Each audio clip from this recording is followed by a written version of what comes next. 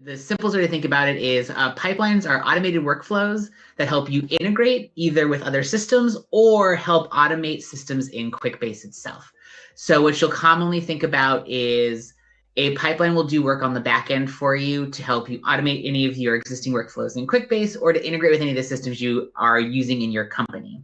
So before an automation or an integration, you might be thinking, okay, I have a ton of employee data in my Salesforce.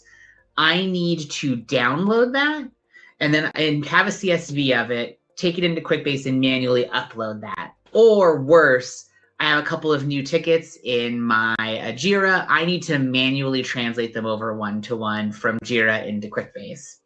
Similarly, you could be using pipelines to automate simple stuff that your teams are doing today manually. Every time they create a new customer, they need to go in and create some new records in order to track the things that they should be doing to like kick that customer off and get them onboarded. Wouldn't it be great if every time they created a new customer, that work was being done on the back end so that they just have all the resources that they need? And so at the highest level, we're just thinking about pipelines as a tool available to you to both automate and integrate. And pipelines is just a term we use internally in Quickbase. We talk about when you think about a pipeline, pipelines is overall is a service we offer.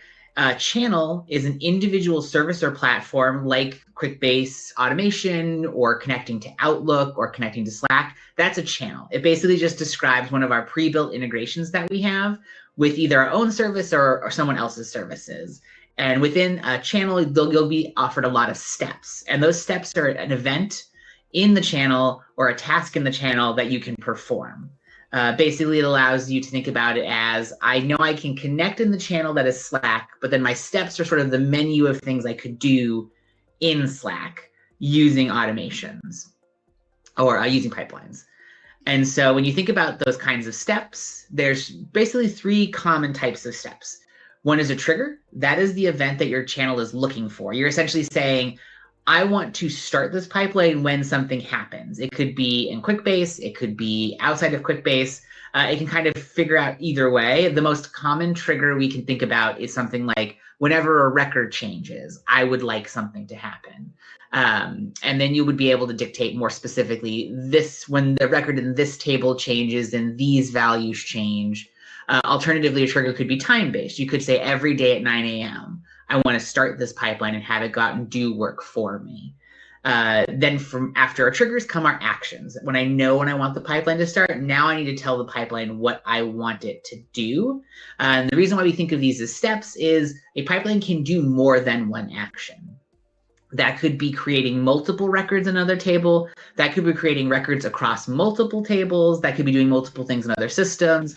You can start really simple and say, I would like for one change to create one, or one trigger to have one action. You can also expand and have multiple actions take place.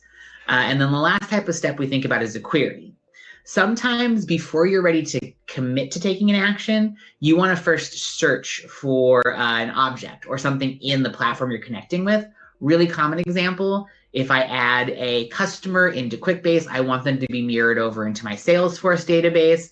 But what if they're already there? What if the two systems, somebody put them in manually into Salesforce, they hadn't gotten to Quickbase yet? I would like to run a query first that says, look for this user's email address.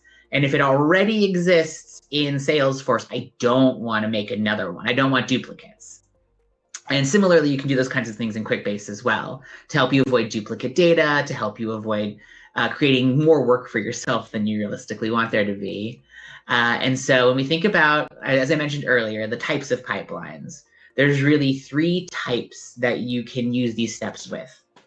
They are triggered, which just means you are looking for a specific event in real time to happen, a record to be saved, a certain status to be reached, things like that. They're scheduled, which is I want to set a timeline for things to run, whether it be every day, every week on Sunday at midnight. I'd like to run a backup of some of the records in my app and just save them over to an audit table. And then lastly, you have the option for manual. This is set up so you can run from a click of a button or from a step in another pipeline. So what this means is that you might have a step that's a pipeline that exists somewhere that does a very specific thing for you. You could have future pipelines just essentially call for that pipeline to run as well. That's one of the things you can do. it's a more complicated workflow, but it's kind of thing that like in the future, as you go deeper, if you want to sort of build these more complex workflows, that is an option as